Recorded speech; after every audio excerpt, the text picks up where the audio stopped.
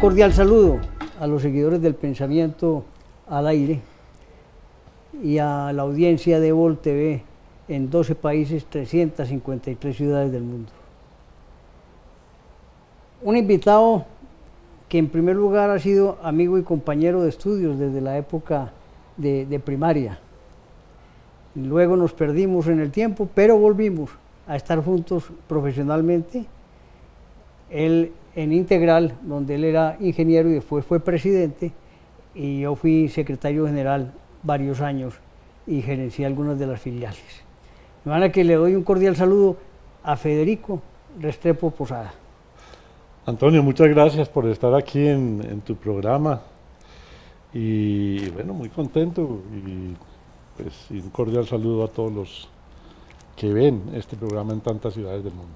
Hombre, vamos a contar un poquito inicialmente de lo que ha sido tu vida profesional, no en la política, sino hablemos de como ingeniero, cómo ha sido ese desarrollo de tanto tiempo. Pues a ver, Antonio, digamos, mi vida profesional ha estado partida, digamos, como en dos etapas. Una en el sector privado y otra en el sector público, y después de esto, pues como en los dos. Como ingeniero, pues yo estudié Ingeniería Civil en la Universidad Nacional, la Facultad de Minas, y me vinculé a la firma Integral, Ingenieros Consultores, en el año 79 como estudiante de último año.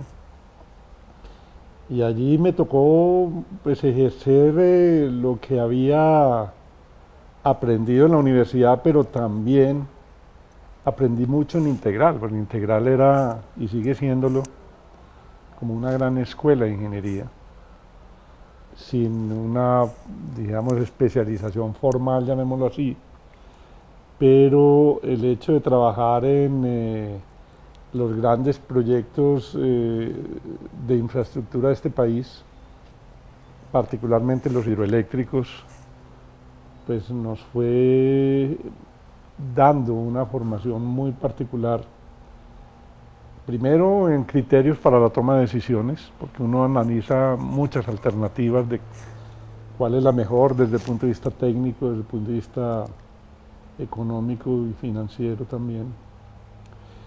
Y esa formación, dijéramos, me fue dando muchos elementos para lo que fue la vida posterior.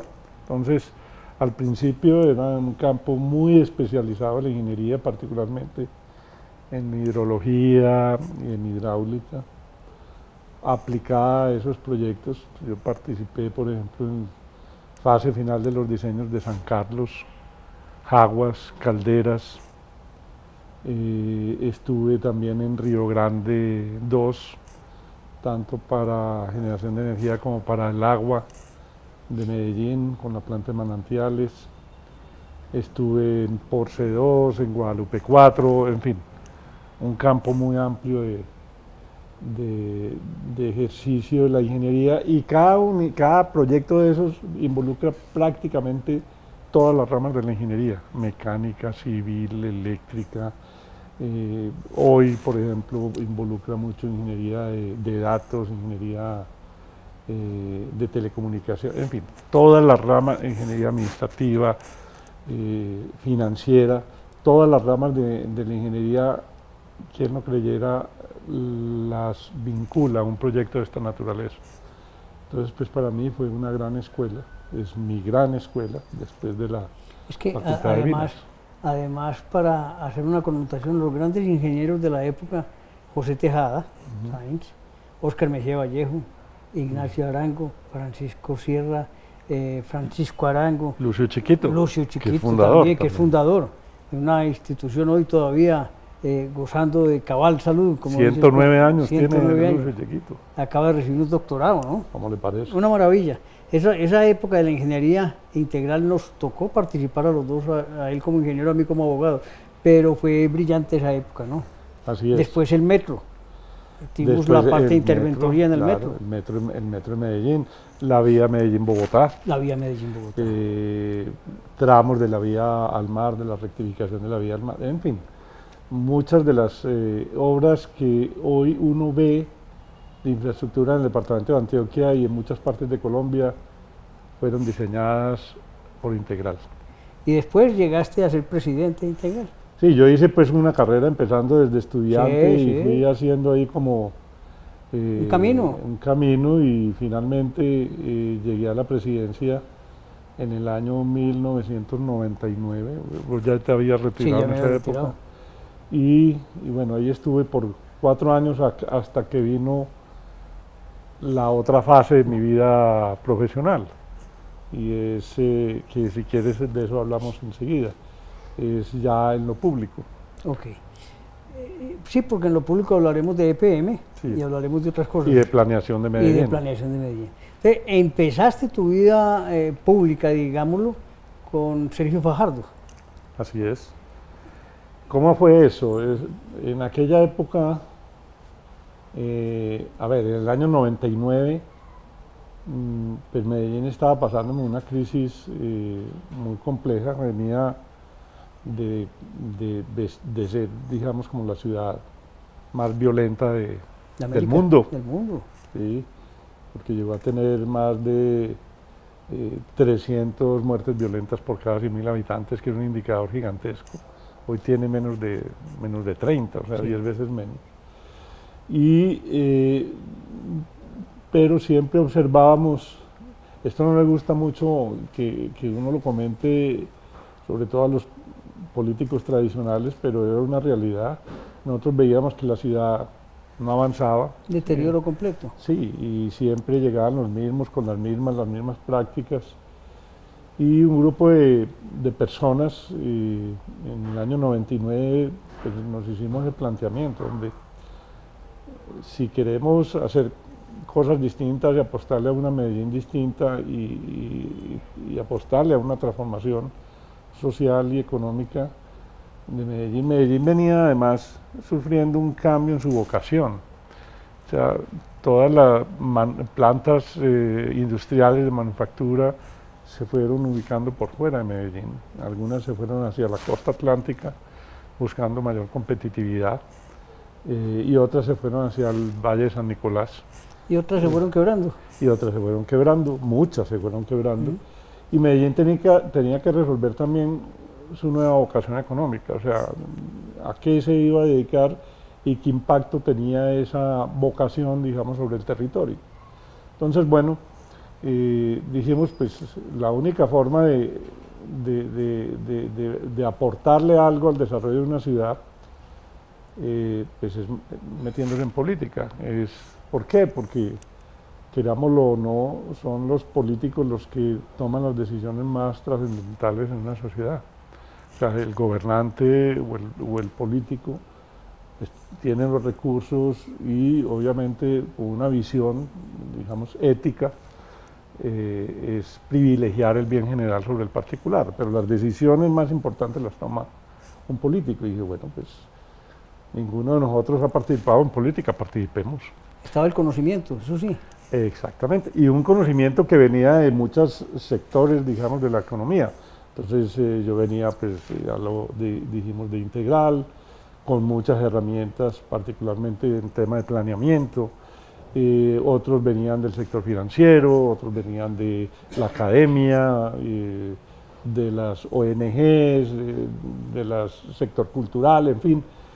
Y finalmente, pues para no hacer el cuento muy largo, después de 2 elecciones, en esa segunda elección, pues Fajardo gana la alcaldía de Medellín y yo estaba pues en mi puesto muy cómodo en la presidencia de Integral y al otro día de esas elecciones pues reúne a su grupo más cercano y me dice, mire, yo sé que todos tienen unos puestos pues, en los que están en una situación de confort muy favorable para cada uno de ustedes, pero yo no voy a gobernar solo. O sea, este trabajo lo hicimos juntos, pues vamos a trabajar juntos.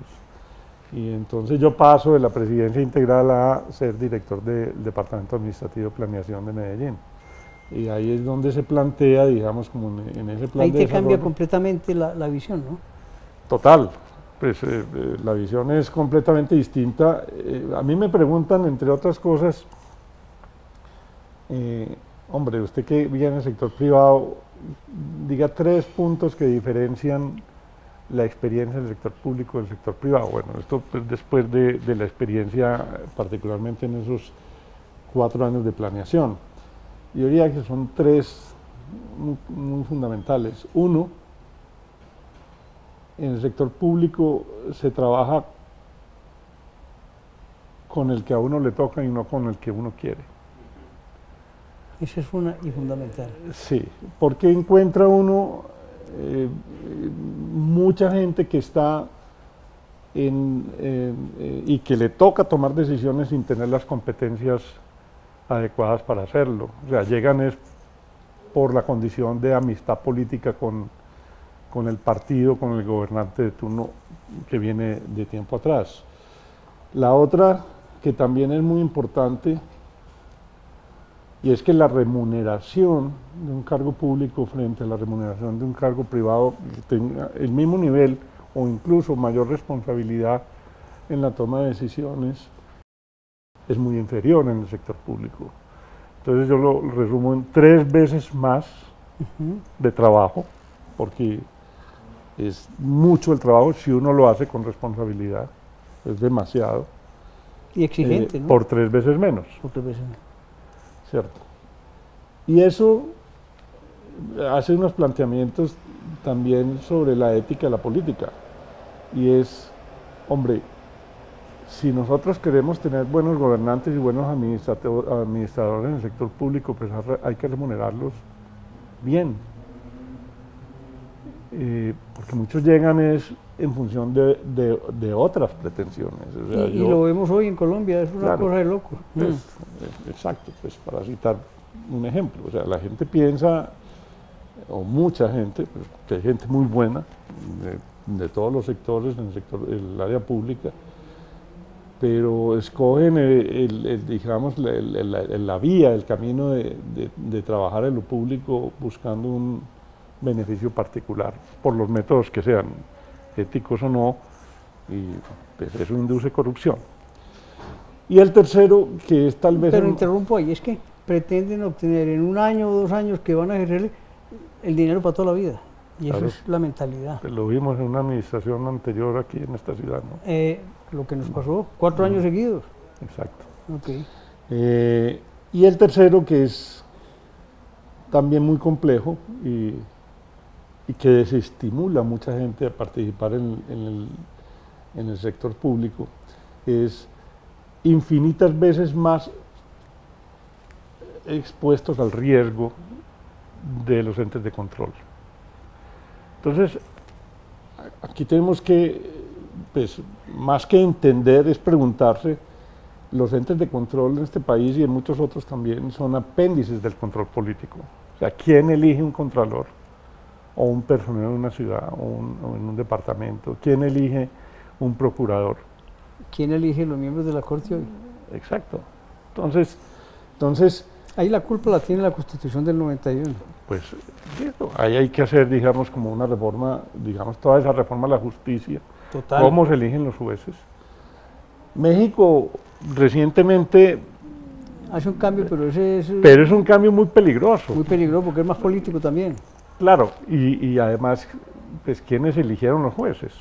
Pues aquellos que van a ser juzgados que están precisamente en actividades no muy santas. Y que presionan la elección, exactamente. Además. Entonces es un tema que habrá que ver. Entre otras cosas, Federico, en su momento la cooptación era un fenómeno muy importante en Colombia. Así cuando es. Los miembros de la Corte se elegían entre ellos mismos al momento de la renovación. Eso lo cambiaron, pero ese es el principio del fin de la justicia en Colombia. Bueno, entonces es un elemento, entonces claro, un funcionario que le toca tomar decisiones para favorecer, digamos, el bien general, en detrimento del beneficio particular de alguien. O sea, algo se afecta. No, ese alguien te demanda. Y vos no te das cuenta sino hasta que te citan a una audiencia, una procuraduría o en una contraloría o en una fiscalía. Y eso es muy desgastante, porque es que no es una demanda en 4 años, eso son cientos de demandas. Y ahí necesitas abogados permanentes. Claro, y entonces uno, pues finalmente, pues primero está arriesgando el patrimonio personal, y segundo, pues toca pagarle a los abogados que te defiendan, y quedás vos en el peor de los mundos. Entonces son como esos 3 elementos que uno no los ve en el sector privado, es decir, se actúa, digamos, correcta y adecuadamente. Sin embargo, pues también trae consigo un montón de satisfacciones, ¿cierto? Pues uno ver, por ejemplo, que muchas de las acciones y de los proyectos que se han adoptado en un plan de desarrollo con una visión, digamos, con un modelo de gestión distinto, que ahora podemos hablar también, un modelo de gestión de lo público que plantea, digamos,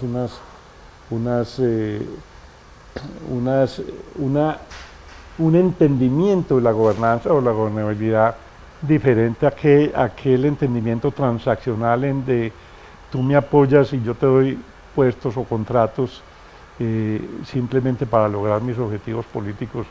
Ese es un modelo también caduco y que hay que replantearlo. Nosotros pues hicimos esa apuesta. ¿Ese originó el problema de Antioquia 4 años? ¿Ese? Sí, claro, por supuesto. Y de Colombia. O sea, mire lo que estamos viviendo hoy, ¿no? Es que yo me trae a la memoria siempre esos 4 años terribles de Antioquia.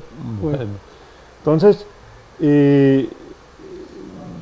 pero como decía, a pesar de todo eso, pues sí le da a uno mucha satisfacción ver un montón de realizaciones, la mayoría pues positivas, para el disfrute de la gente, pero fundamentalmente que le han apostado a mover la aguja del desarrollo de una ciudad, una región o un país, en términos de calidad de vida o en términos de desarrollo humano integral, en fin, muchos elementos de esos, pues que no sé si sea el caso entrar a pero plasmarlos. Te voy a preguntar, de esos 4 años, ¿qué importancia quedó para Antioquia en planeación? Que usted puede decir, para Medellín. Esto, para Medellín. Mira, primero se hizo un plan, dijéramos, muy estructurado de atención de necesidades en programas y proyectos en todas las regiones del municipio de Medellín, particularmente en las regiones, digamos, más afectadas, de estratos 1 y 2. Y ahí es donde viene, digamos, un poco un cambio de paradigma, una propuesta distinta en ese modelo de gestión pública, y es la siguiente. Todas las ciudades, todas las regiones tienen inmensas necesidades, y en países como el nuestro, pues las necesidades superan ampliamente la disponibilidad de los recursos para resolverlas. Entonces tenés que priorizar. O sea, ¿en qué voy a priorizar la inversión? Y hay muchas formas de hacerlo. Digamos, en un modelo clientelista, pues normalmente se priorizan las inversiones en aquellos sitios donde están los bastiones electorales, ¿cierto? En Colombia, digamos, en el mediano y largo plazo, persistir en ese tipo de asignación y de la inversión pública, pues va ampliando las brechas sociales. ¿Por qué? En Colombia el voto es voluntario, no es obligatorio, y vos has visto históricamente los estratos sociales 1 y 2 son abstencionistas, o sea, abstención del 70% en todas las elecciones. ¿Por qué? Por muchas razones, porque son poblaciones que vienen emigrando de otras regiones de Colombia, por ejemplo en el caso de Medellín, no inscriben su cédula si es que la tienen, porque muchas veces no la tienen, y otras veces pues también porque no confían, siempre han estado, digamos, por debajeados frente al beneficio de... Es más el resentimiento sí, que la búsqueda de bienestar. Entonces, nosotros mapeamos, dijéramos, la ciudad de Medellín en términos de dos indicadores básicos, que era el índice de desarrollo humano, que para nosotros y para cualquier parte, que esto pues lo plantea las Naciones Unidas, que es una propuesta de un premio Nobel de Economía que se llama Amartya Sen, que comprende tres indicadores fundamentales: esperanza de vida al nacer, nivel de educación de la población y nivel económico de la población. Esos tres elementos en términos de ingreso per cápita o cosas de la naturaleza, ¿cierto? Entonces, y en una escala de 1 a 100, dijéramos, ciudades como Melbourne o Vancouver o Reykjavik o Helsinki tienen 96%, están por allá arriba. Medellín en el año 2004 estaba en el 76%, o sea, más de 20 puntos de diferencia con esas ciudades referentes. Y eso también lo hacen para países, ¿no? Un ranking de países, de ciudades, sí, de regiones.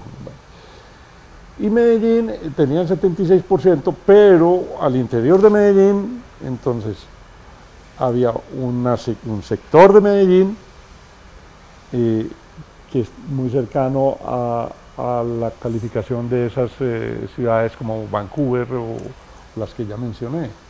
Pero otro sector de Medellín muy por debajo de ese promedio, estamos en el 50%. La diferencia. Exactamente. Entonces, o sea, el promedio es 76%, pero mucha dispersión. O sea, esta es una ciudad donde hay mucha inequidad en cuanto a ese tipo de ingresos. Pero tiene mucho origen en la migración, ¿no? Claro. Sí, y ahora te menciono algo que es una propuesta que en esta nueva proyecto emprendimiento social en el que ando, ahorita lo contaremos también. Lo vamos a comentar, sí. Entonces ¿qué pasaba? O sea, si en el año 2004 o en el año 2003 en las elecciones, pues la mayoría de la gente que votó por Fajardo era de estrato 3, 4, 5 y 6. O sea, comunas de Belén, América, Laureles, Poblado, etcétera, etcétera. Y muy poca gente en las comunas del norte. 1, 2, en la comuna 3, 7, 6, etcétera. Entonces, bueno, nosotros podríamos decir, listo, vamos a privilegiar a nuestros votantes, hacer inversiones en los barrios donde provenían esos votos. ¿Cierto? Entonces y ahí es donde viene, digamos, como el planteamiento, como le dicen los economistas, el beneficio marginal de invertir un peso en una región mucho más deprimida es mucho más alto que hacerlo en una región que ya está avanzada. O sea, subir 10 puntos en ese índice de desarrollo humano, por ejemplo, en el Poblado de 86 a 96, cuesta mucha plata. Cuesta mucho. Pero subir los mismos 10 puntos de 50 a 60 o de 60 a 70 vale 3, 4 o 5 veces menos. Y mi problema es la disponibilidad de recursos. Nos enfocamos allá. O sea, es mucho más eficaz mover la aguja del desarrollo, concentrando las inversiones en lugares menos privilegiados. En lugares menos privilegiados, pero también con propuestas muy audaces, como los proyectos urbanos integrales, o sea, todas las herramientas de la ingeniería. En esa época ustedes legalizaron mucho predio y mucho barrio, ¿no? Legalizaron. Ah, sí, sí, sí. Que fue una de las políticas que hay. Y muchas propiedades. Ahí hay mucha informalidad, pero también nos plantea un montón de retos que se los plantea pues, a una ciudad como Medellín y a cualquier ciudad de Colombia atractora de población inmigrante. Y es el siguiente, o sea, la Constitución y la Ley de Ordenamiento Territorial no permiten que un municipio invierta en otro municipio recursos públicos. Y eso pues tiene su razón de ser. Pero una ciudad como Bogotá, Medellín, Cali, Barranquilla, Bucaramanga, si se quiere, son ciudades atractoras de población. Yo le voy a dar un dato. A Bogotá cada 4 o 5 años le llega en población un Pereira. Una cantidad de gente, 600. A Medellín, en ese mismo lapso, le llega un Neiva. ¿cierto? ¿Y dónde se ubica? En la periferia. ¿Y en qué parte de la periferia? En las zonas de alto riesgo no recuperables o en las zonas de alto riesgo. Entonces, y esa población llega a una ciudad migrando, demanda derechos constitucionales, derecho a acceso a la salud, a la educación, a una vivienda, servicios públicos, seguridad. Una población que viene, digamos, del Urabá o del Chocó, pues el solo proceso de emigrar genera unos altos costos de desarraigo que se traducen en problemas de convivencia y los problemas de convivencia en violencias urbanas. A la ciudad le toca resolver el problema de su propio presupuesto o atender vía asistencialismo las demandas de los subsidios de salud, educación. Que no aguanta. Exactamente. Entonces es mucho más eficaz, y esto pues aplica no solo a las ciudades o a los departamentos o países, sino entre países.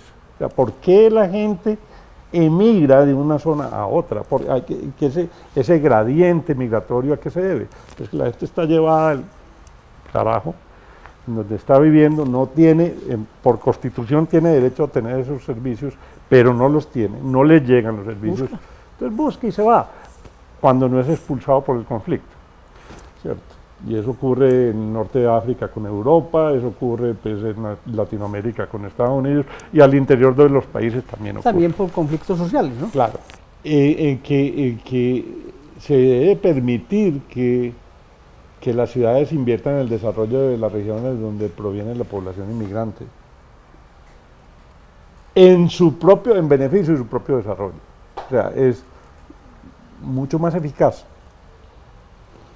que una ciudad como Medellín invierta en desarrollo de Urabá, Bajo Cauca, Magdalena Medio, en algunas zonas apartadas, que en gastar, claro, en atender las necesidades de esa población.